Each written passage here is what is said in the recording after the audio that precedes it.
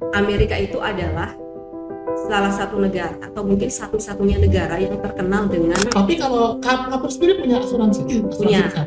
Ya, itu kalau boleh tahu nih, iurannya berapa? Obamacare itu untuk asuransi untuk banyak dengar tentang BPJS ya dari ya saudara, dari keluarga, dari teman. Itu aku kaget banget sih. Halo Sobat Podcast, ketemu lagi dengan saya Brosis di podcast BPJS Kesehatan. Please welcome Kak Puri Viera. Kalau ditanya Kak Puri Viera ya. Nama aslinya siapa sih Kak Puri? Nama asli. Iya.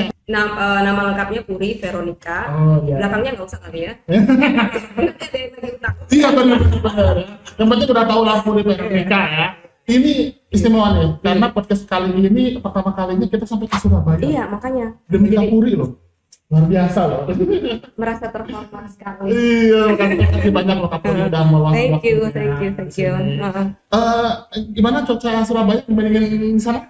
Oh, dibandingkan di Amerika, panas banget ya pastinya. Oh iya. Terus ini kan humid ya, jadi keringetan. Kalau di sana panas, kalau waktu musim panas, cuman nggak keringetan, jadi kering. Jadi lebih. Kak Puri ini katanya bentar lagi mau balik lagi ke Amerika? Iya, tanggal 6 Juli, jadi 2 minggu lagi. Oh, Amerika tuh apanya Amerika ini? Kembar. Saudara kembar ya. Nah, jadi kita tuh sengaja nih tanya ngobrol-ngobrol sama Kak Puri karena kita tertarik banget sama konten-kontennya Kak Puri.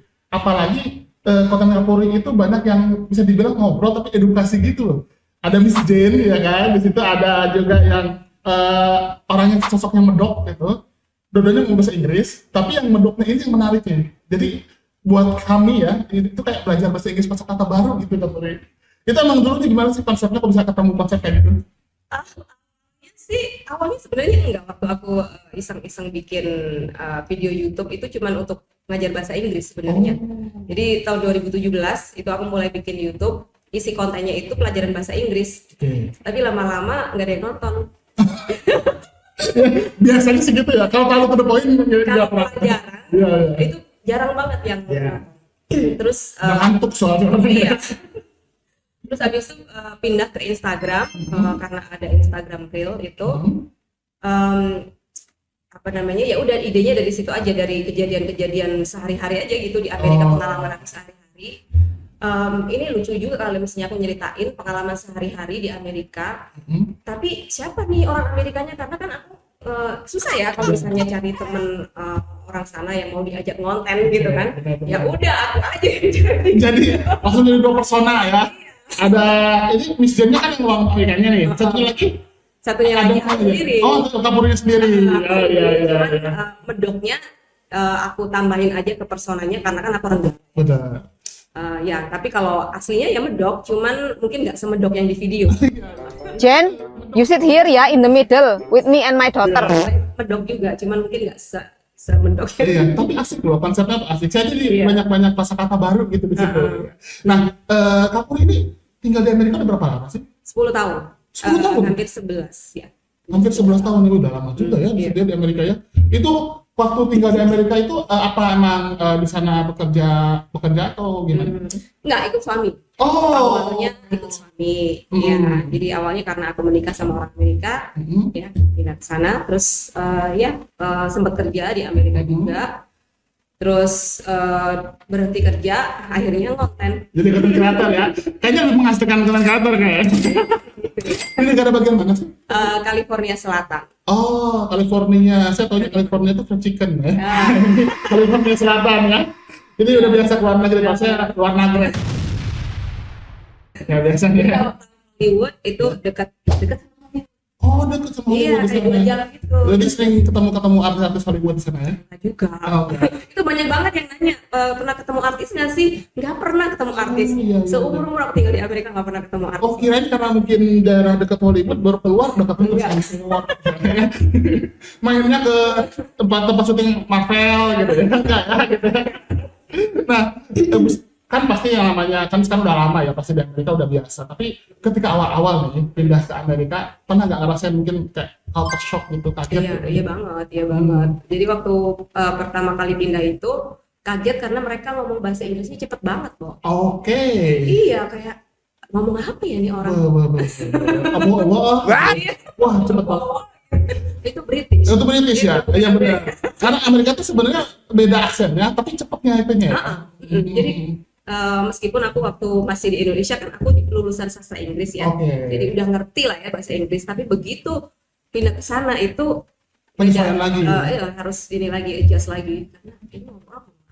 Oh, orang sastra Inggris aja masih harus belajar lagi ya, apalagi kita ya. Tapi akhirnya bisa ya lama-lama. Terbiasa. Tapi kalau dari segi mungkin kehidupan sosialnya itu di sana seperti apa sih? Kehidupan sosial kayak ini ya, kayak kehidupan bermasyarakatnya gitu ya. Di sana orang-orangnya lebih individualistis. Oh iya. Lebih cuek satu sama lain. Lebih lulu gue gitu lah. Kalau di sini kan, kalau aku ya karena aku tinggalnya masih di kampung di sini ya di Surabaya itu, kayaknya sama tetangga tuh akrab. Gitu kan. Jadi nama tetangga yang 10 rumah itu tahu namanya. Sampai tahu ya. Sampai mereka beli barang apapun tahu kita ya. Namanya siapa, kuliah di mana itu tahu. Nah, kalau di sana sama tetangga sebelah rumah aja paling cuma tahu namanya doang, nggak ngerti dia kerjanya di mana gitu. Tergantung sih kalau mau nanya-nanya juga, tapi jarang banget orang yang mau. Iya, kalau aku lihat juga ada satu konten itu yang kan ngobrol sama tetangga itu to the point ya, jadi kayak langsung nanya, langsung nggak banyak basa-basi gitu ya. Senang kayak gitu. Kalau ketemu tetangga ya cuma hello, udah. Oh gitu. Nggak ada mau kemana? Nggak ada jeng. Mana pacarnya? Jeng ini tetangga ini gimana jeng? Nggak ada di sana ya. Langsung aja hello mau kesini gitu ya. Iya. Oh gitu. Tapi susah nggak sih kalau ke sana itu kalau dibandingkan sama Indonesia ya?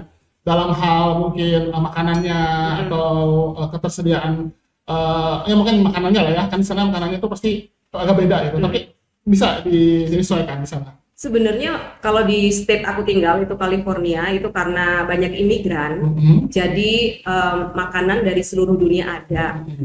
Tapi mungkin kecuali dari Indonesia. Oh, nggak ada di Indonesia? Bukan nggak ada, jarang. Jadi harus kalau aku sendiri ya, aku harus kayak misalnya ke Los Angeles dulu, kayak nyetir 2 jam dulu baru ada banyak restoran Indonesia. Tapi untuk kayak makanan-makanan Asia lainnya seperti makanan Thai kan mirip-mirip tuh ya, nasi-nasi juga gitu. Biasanya sih aku kalau kangen makanan Indonesia dan nggak mau jauh-jauh ya aku gitu yang dekat-dekat lah ya. Yang nasi-nasi juga yang ada pedesnya juga gitu.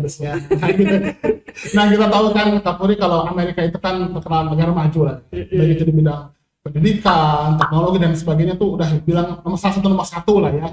Nah kalau dari segi jaminan kesehatan ya, pelayanan kesehatannya sendiri sih, kalau yang Kapuri rasakan gimana sih gambaran pelayanan kesehatan di sana? Jadi Amerika itu adalah salah satu negara atau mungkin satu-satunya negara yang terkenal dengan healthcare system yang mahal. Jadi kalau dibandingin sama negara di luar Amerika ya, entah itu Eropa atau yang lain, Amerika itu terkenal dengan sistem healthcare-nya yang mahal. Jadi kalau banyak orang yang kalau misalnya terjadi misalnya kecelakaan nih ya, terus dia nggak punya asuransi nih ya, dia milih ini aja, nggak usah berobat gitu. Saking mahal karena saking mahalnya. Bisa sampai berapa tuh kira-kira tuh? Puluhan juta ada kali ya? Iya, puluhan juta. Wow. Bayar ambulansnya, ya kan, BD-nya segala macam. Kalaupun punya asuransinya juga mahal. Gitu. Jadi kalau nggak bisa afford asuransi, jangan sakit, jangan sakit ya. Dan kecelakaan ya. Sering ditanyain juga sama followers gitu kan, kayak kalau mau liburan ke Amrik gimana? Aku cuman pesan jangan sakit di Amrik kalau mau liburan karena mahal banget gitu. Jadi Amerika tuh dilarang sakit, mahal soalnya. Jangan sakit. Iya. Nah, tapi kalau Kapur sendiri punya asuransi? Punya. Ya, itu kalau boleh tahu nih, iurannya berapa sih? Udah pusing ya? Udah pusing, belum apa udah pusing nih. Aduh. Jangan kaget, jangan pingsan ya. Enggak, bro. Saya tarik napas dulu ya. Jadi ini aja aku info kayak rata-rata lah ya. Rata-rata biaya iuran asuransi di Amerika itu sekitar $500 per orang per bulan. Kalau pakai kurs rupiah sekarang 7 jutaan per orang. Per orang. Itu rata-rata ya. Rata-rata ada ya. yang lebih tinggi, ada yang lebih rendah. Rata-rata sekitar segitu per orang per bulan. Jadi hitung aja 1 tahunnya berapa ya. Oh iya, oke. Itu yang asuransi yang bagus lah ya, Hmm. yang oke gitu.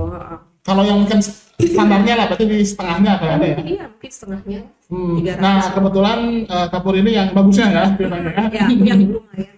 Ya, lumayan. Itu 7 juta per orang ya. Jauh banget. Itu tapi kalau untuk cakupannya, misalnya menjamin apa ajanya lengkap nggak? Nah, jadi kalau pengalaman aku nih ya, biasanya mereka cover 80%-an gitu. 70-80% dari bill, sisanya kita bayar out of pocket. Oh gitu, jadi sisanya itu justru malah kurang biaya sendiri ya, Iya, gitu. meskipun kita punya asuransi. Jadi langsung cerita pengalaman aja kali ya. Kemarin tuh aku barusan nggak sakit sih, kayak cuman cek darah gitu, cek darah, apa annual apa sih namanya, physical check up gitu. Itu tagihannya 600 something, hampir $700. Terus aku bayarnya itu di cover asuransi mungkin sekitar 80 atau 90%. Jadi aku harus tetap bayar sisanya sekitar $100 sekian. Oke, Itu berarti masih ada masih keluar biaya. Ya, jadi nggak 100%. nggak 100% ya. Nah kalau tapi untuk misalnya penyakit maaf ya katastropik ya, itu juga sama. Sama. Jadi mereka nggak full cover Nggak ya. full cover. Malah kan Mungkin gitu. ada asuransi yang full cover ya, tapi ya otomatis lebih mahal lagi kan. Ya, Jadi di sana itu kayak semakin kita kalau kita mau full cover ya harus bayar lebih mahal lagi. Lebih mahal lagi. Lebih tinggi lagi gitu Iya. ya. Luar biasa ya. Terus kalau itu kan asuransi swasta ya. swasta ya. Kalau yang pemerintah ada nggak di sana? Ada yang setahu aku yang tahu ya, Obamacare itu untuk asuransi untuk yang orang-orang tidak mampu. Oke. Itu harus untuk memiliki asuransi itu harus ada syarat kayak minimal income gitu. Oke. Jadi harus terbukti kalau kamu memang benar-benar nggak mampu nih untuk bisa ikutan asuransi yang negeri ini gitu. Karena memang lebih murah kan. Jadi dia ada standarnya Ada ya. standarnya. Tapi tetap dia harus keluar biaya untuk bayar iurannya atau ditanggung pemerintah. Itu ada 90% lah dia ditanggungnya. Tetap ada bayar Oh baik. Sama bayar seperti sedikit itu. lah ya, 10% ini. Jadi tetap ada out of pocket juga. Tetap ada out of pocket juga. Benar-benar. Iya, Nah, cuman iurannya lebih murah. oh lebih murah dibandingkan biasanya. Ya, kurang tahu aku jumlahnya berapa. Oke. Soalnya kan kalau misalnya kita lihat iuran di kita nih, BPJS Kesehatan, ada kan di pemerintah kan ada program namanya program CKN kan. Itu kita itu iurannya itu paling tinggi itu 140.000 per orang. Iya. Itu kelas 1 ya. Iya. Kelas 2 100.000, kelas 3 35.000. Oh dibandingin jauh. Jauh Bang. Wah, jadi emang di sana tuh benar-benar kita sudah siap savingnya kuat ya. Iya, siap mahal makannya ya. Nah, kalau misalnya Kapur lihat sendiri nih, mungkin berbekal pengalaman itu ya. Ada pengalaman lagi ya? Misalnya itu kan tadi cek darah ya. Pernah pengalaman sakit yang lumayan agak. Aku sakit, untungnya belum pernah. Wah, jangan sampai ya. Jangan sampai. Sehat selalu ya. Tapi aku cerita ini aja kali ya, mertua aku ya. Oke. Tuh dia pernah operasi jantung. Mhm. Itu tagihannya bisa puluhan ribu US dollar, tapi of course di cover, Di-cover. ya kan. Jadi kalau nggak salah dia waktu itu bayar $1.000 gitu. $1.000 itu berarti 15 jutaan ya. Iya, 15 juta. Tetap ada out of pocket. Tetap ada ya, wah luar biasa ya. Karena iurannya juga emang udah besar juga. Iya, kan. iya, Jadi emang iya. walaupun ada top gitu. Tapi kalau dari pengalaman ini pasti kan Kapolri juga pasti udah ngeh juga kan kalau di Indonesia juga ada jaminan sosial juga, jaminan kesehatan ya, jaminan kesehatan juga. Nah, kalau dibandingkan nih antara pelayanan kesehatan di Indonesia dengan Amerika, yang Kapolri pahami seperti apa? Nah, itu aku aku dengar tentang BPJS ya dari saudara, dari keluarga, dari teman. Itu aku kaget banget sih. Maksudnya bisa kayak zero payment gitu, kayak harus bayar apa-apa cuy. Kayak pengalaman papa aku kena stroke ringan tahun lalu. Itu karena posisi aku di Amerika kan. Jadi aku nanya, aku udah siap-siap nih ngeluarin duit berapa nih. Oh gitu iya. kan. Iya. Takut ini ya keluar pajak ya. Jadi dia beberapa hari gitu udah siap-siap nih, oke, berapa tagihannya gitu kan. Gak ada, 0. Aku langsung, apa bisa sih? Karena kalau di Amerika udah siap-siap gitu ya. Iya, udah siap-siap. Ternyata di sini malah 0 Iya. gitu ya. Terus teman aku, sahabat aku melahirkan operasi sesar juga baru minggu yang lalu. Itu juga dia kelas 3 yang 35.000. Aku tanya berapa tagihannya, nggak harus bayar apa karena pakai BPJS gitu. So ya gila keren banget sih, kok bisa sih gitu. Iya. Dan faktanya nih, kalau program JKN ini masyarakat itu yang penting sudah aktif, jadi dia tuh nggak harus nunggu setahun atau gimana, nggak harus. Iya. Jadi nanti bisa langsung pakai di kode sini itu, termasuk untuk ini Kapuri, untuk penyakit yang seumur hidup kayak cuci darah. Di sini ditanggung full cuci Iya, darah. keren banget sih. Kalau di sana mungkin ada tetap bayar ya. Ada. Oh, karena emang kalau program BPJS ini emang dibuatnya juga untuk kita ya. Jadi emang kayak sistem gotong royong kalau di kita gitu. Jadi semua saling subsidi gitu. Iya. Yang sehat bantu yang sakit, yang kaya bantu yang mungkin kurang mampu Iya, gitu. iya. Gitu. Nah, kalau misalnya dari pengalaman begini kan Kapri merasakan bahwa ternyata secara jaminan sosial berarti kita sudah cukup baik lah ya. Menurut aku keren banget sih itu. Udah lebih dari bagus gitu. Nah, kalau menurut Kapuri nih, dengan adanya BPJS Kesehatan ini di mata masyarakat Indonesia, apa yang akan manfaat baik apa yang akan dirasakan masyarakat Indonesia dengan adanya BPJS? Yang namanya kesehatan itu kan pasti investasi yang paling berharga ya kan? Makanya kalau aku bilang di Amerika jangan sakit itu karena mahal banget gitu. Jadi karena kamu semakin bertambah umur pasti akan ada masalah kesehatan ya kan. Betul. Mau nggak mau gitu kan. Ya jadi dengan adanya BPJS itu rasanya kayak hidup lebih tenang aja gitu kan. Lebih tenang, lebih menikmati hidup lah gitu. Nggak usah mikirin biaya rumah sakit gitu. So menurutku itu investasi yang bagus banget. Oh iya, benar-benar. Karena emang dengan adanya program JKN itu kan jadi ada semacam jaminan juga ya, proteksi kesehatan namanya ya di situ gitu. Nah, kalau untuk kan sekarang ini masih banyak nih masyarakat yang menganggap nih Kapolri kalau berobat itu enakan luar negeri gitu. Kan ini udah dengar tuh dari pengalaman Kapolri sendiri. Iya. Menurut Kapolri sendiri pemahaman seperti itu gimana nih? Harus diluruskan atau gimana gitu? Iya, itu memang rumput tetangga sepertinya lebih hijau. Iya, betul. Padahal di Indonesia sendiri sistem kesehatannya dengan BPJS ini udah bagus banget dan menurut aku jauh lebih bagus daripada di Amerika gitu. Iya. Nah, kalau misalnya untuk agak penasaran sedikit saya nih, untuk pelayanan kesehatan di sana itu kan kalau di kita itu kan ada namanya program untuk tidak hanya melahirkan tapi juga ada untuk pengecekan kesehatan atau seperti fisiologi dan lain sebagainya. Di sana juga sama di ditanggung juga untuk jaminan untuk asuransinya. Gimana tuh maksudnya kayak misalnya untuk pengecekan konsultasi kesehatan atau gimana? Physical check up gitu. Ya.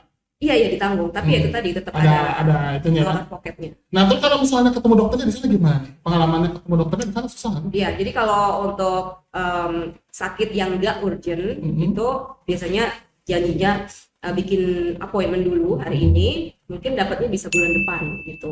Kalau yang nggak urgent ya, kayak misalnya ya itu tadi kayak misalnya aku mau check up. Sampai 1 bulan gitu ya? Bisa lebih. Bisa lebih. Jadi ternyata nggak mudah di sana itu kalau mau ketemu dokter. Iya, tapi kalau urgent nih harus emang udah parah banget ya ke UGD gitu kan, dan nggak pakai appointment. Di UGD pun itu bisa ngantri. Jadi anak aku tuh pernah sakit demam tinggi, aku bawa ke UGD itu kita nunggu sampai 2 jam di UGD. Sampai 2 jam. Wah, kalau kita nunggu setengah jam itu udah lama gitu. Kalau di sana bisa nunggu sampai 2 gitu jam. Terus kalau untuk penyakit-penyakit kayak semacam flu gitu, itu juga dokternya nggak bisa langsung kita datang ketemu dokternya gitu? Enggak, ya itu tadi harus bikin janji. Obatnya gimana obatnya? Kalau pengalaman aku ya, itu sebenarnya kita bisa kayak janji online gitu loh. Kalau misalnya request obat aja itu bisa online. Bisa request online aja. Jadi kalau memang pengen obatnya hari ini nih, aku pengen pengen ambil di apotek hari ini, bisa request online tanpa harus ketemu dokter. Untuk ngambil obat aja. Jadi kita cuma dikasih resepnya ya. Tapi harus resep dokter ya bisa saya. Harus resep dokter. Nggak bisa sembarangan ya? Nggak bisa. Karena kalau kita di sini kan ada yang misalnya seperti kontrasepsi bisa beli langsung. Di sana nggak bisa. Nggak bisa. Antibiotik nggak bisa, harus pakai resep dokter. Nah, terus kalau misalnya tentang pelayanan kesehatannya di sana sendiri, kan tadi saya ingat untuk melahirkan di sana itu apakah yang ditanggung melahirkan normal, sesar juga tanggung juga? Iya, ditanggung juga. Sesar ditanggung juga. Iya. Tapi kembali lagi ada out of pocket. Pokoknya di sana semuanya ada out of pocketnya gitu. Ada out of pocket. Tapi kalau misalnya dokter spesialis kita bisa ketemu langsung nggak? Atau harus janjian dulu. Iya, janjian dulu. Dengan yang waktu yang sangat lama itu ya. Oh. Kecuali itu kalau misalnya ini urgent nih ya, kamu akan disarankan ke UGD. Oh, hanya pas UGD aja Iya, gitu. disarankan ke UGD. Tapi antriannya emang di sana banyak panjang ya? Panjang. Iya, gitu. UGD bisa sampai 2 jam. Terus antrian janjian juga dengan dokter spesialis juga panjang juga di sana ya. Iya. Wah, gitu. Iya. Kalau misalnya untuk sistem pelayanan kesehatannya di sana harus ke klinik dulu atau bisa langsung kalau dengan asuransi itu? Bisa langsung kemana nih? Misalnya kalau masuk rumah sakit gitu, atau harus ke misalnya kan kalau di kita kan ada ke puskesmas dulu atau ke klinik, nanti dirujuk ke sana. Kalau ya ke klinik dulu biasanya. Oh, jadi sama, kayak ya? misalnya jadi aku punya dokter yang aku visit setiap kali check up itu dia di klinik, jadi rumah sakit tapi yang lebih kecil gitu ya. Nanti kalau misalnya memang ada masalah serius ya baru akan dirujuk ya ke rumah sakit gitu. Oh, jadi baru kalau misalnya dia udah dirasakan emang harus dapat tindakan spesialistik lah ya, baru dirujuk. Jadi nggak langsung juga ya. Jadi mirip-mirip sama kayak di Indonesia juga ya sebenarnya. Gitu. Nah, tapi di sana tuh nggak ada semacam kan misalnya ada Obamacare kan. Tapi nggak seluruh penduduk ya. Jadi misalnya kalau yang mampu harus yang swasta. Iya, jadi biasanya untuk yang asuransi yang untuk orang-orang tidak mampu, ya memang harus membuktikan bahwa mereka benar-benar tidak mampu dengan menunjukkan income. Jadi tidak, kalau yang mampunya dia harus nyari sendiri. Nggak memenuhi syarat untuk asuransi yang murah. Iya, kalau di Indonesia itu kan mau mampu, mau tidak mampu sudah ada satu skema kan BPJS. Kalau di sana enggak ya? Enggak. Jadi kalau misalnya kalau mampu mau nggak mau dia harus nyiapin dana tambahan ya? Iya. Oke, luar biasa banget. Ini benar-benar ngobrolan dengan Kapur ini ngebuka gitu. Pengalaman saya ternyata bahwa pelayanan kesehatan di Indonesia itu nggak kalah ternyata. Enggak banget. Menurut aku malah lebih baik daripada healthcare di Amerika. Oke. Nah, ini nih, mungkin ada nggak yang mau Kak Puri sampaikan ke sebuah podcast utamanya ya? Kan masih yang seperti saya katakan tadi, dengan adanya cerita dan pengalaman Kak Puri ini banyak yang akhirnya kita tahu bahwa ternyata berobat di Indonesia itu dengan adanya BPJS itu ternyata tidak buruk dari negara lain. Nah, mungkin ada yang mau Kak Puri sampaikan nggak untuk masyarakat yang masih ragu nih buat jadi peserta BPJS? Iya, to be honest ya, aku agak kaget karena ternyata ada yang belum punya BPJS. Ada ya? Mungkin bisa dibilang ada yang belum terdaftar. Jadi secara jumlah kepesertaan kita kan sudah 95% kan. Sudah tinggal dikit lagi, tapi masih ada. Tapi ada yang mereka itu merasa rugi punya BPJS. Jadi kayak, gue kan nggak sakit nih, ngapain gue harus bayar tiap bulan? Jadi banyak yang nggak mau bayar iuran rutin gitu. Ya, jadi kalau dibandingkan dengan Amerika ya, aku tetap juga harus bayar $500 per bulan meskipun aku nggak sakit. Karena untuk investasi di masa depan kan ya, kalau misalnya sakit gitu kan. Tapi dengan BPJS, dengan iuran yang menurut aku sangat terjangkau gitu ya, menurut aku sih jangan ragu. Maksudnya apa sih kayak no brainer itu bahasa Indonesianya? Nggak usah dipikir lagi. Nggak usah banyak mikir ya. Nggak usah banyak mikir lagi, itu udah langsung aja gitu, langsung aja ini daftar gitu. Iya gitu. Nah terutama ini nih masih banyak yang udah daftar nggak mau bayar iuran, karena mereka rugi, saya nggak sakit, gitu. Nah gimana tuh? Mungkin ada perimbangannya tuh? Iya, jadi mungkin kamu nggak sakit karena mungkin masih muda kali ya, karena nanti kan kesehatan itu pada akhirnya kamu akan merasakan gitu. Akan merasakan sakitnya, jangan sampai ya, knock on wood. Tapi kalau bertambahnya umur itu pasti akan ada keluhan, meskipun keluhan sekecil apapun pasti nanti akan. Aku aja yang udah mulai pegel-pegel bangun pagi udah mulai aduh tulang-tulang udah mulai nggak enak ya. Udah emang faktor nggak bisa bohong ya, nggak bisa bohong gitu. Jadi untuk supaya hidup lebih nyaman, lebih tenang aja, nggak mikirin nanti kalau misalnya sakit gimana. Menurut aku investasi BPJS harus banget. Itu investasi. Jadi memang investasi kesehatan tuh ternyata sangat penting. Sangat penting. Karena yang paling mahal tuh sehat itu, nikmat sehat itu ya Kak Puri ya. Paling mahal tuh. Mau kita punya uang miliaran kalau kitanya sakit mah nggak berasa. Benar. Jadi emang investasi kesehatan sangat penting dan pastinya masyarakat harus jadi peserta JKN yang aktif ya, yang selalu bayar iuran tiap bulannya ya. Karena iuran itu kan tidak hanya untuk kita ya, tapi untuk yang membutuhkan juga. Iya, iya. Jadi emang itu ya. Nggak usah dipikir lagi, Benar. langsung aja. Yang penting bayar iuran. Bayar iuran. Gampang bayar iurannya ya. Dan yang kelas 3 kan ini benefitnya sama Kak dengan yang kelas 1 atau? Iya, jadi kalau kelas kan kita itu ada yang sifatnya bayar, ada juga yang ditanggung pemerintah. Itu namanya PBI, penerima bantuan iuran. Jadi kalau yang ditanggung pemerintah itu dia dapatnya kelas 3, itu sama, benefitnya sama. Benefitnya sama. Hanya beda di ruang kelas aja. Okay. Jadi kalau misalnya kelas 1 itu dia ruang kelasnya itu untuk 2 orang, misalnya kelas 3, kelas 2 berapa orang, kelas 3 berapa orang. Sisanya sama persis. Keren banget sih. Ya. Gitu. Di sana juga sama. Kelas-kelasnya enggak sih, aku rasa nggak ada kelas 3, aku seingat aku ya, kalau mertua aku dulu nggak ada kelas-kelasan gitu ya. Cuman beda di biaya asuransinya aja. Ya, karena memang ketika di sana kan memang keluar biaya sendiri juga. Iya, Kalau kita kan enggak. Iya. Oke, terima kasih banyak Kak Puri udah meluangkan waktunya di podcast kali ini ya. Thank Luar you so biasa. Sharing-sharingnya itu benar-benar membuka mata kita semua bahwa ternyata jaminan kesehatan itu penting, dan kesimpulannya di sini kita bisa ambil kesimpulan bahwa ternyata jaminan kesehatan di Indonesia itu nggak kalah kalau dibandingkan sama negara-negara lain, bahkan negara maju sekalipun loh, seperti Amerika loh. Bahkan untuk beberapa penyakit mereka tuh masih harus keluar biaya, kita enggak. Yang penting selama kita ikuti prosedur dan juga indikasi medis yang berlaku, itu semua ditanggung secara full.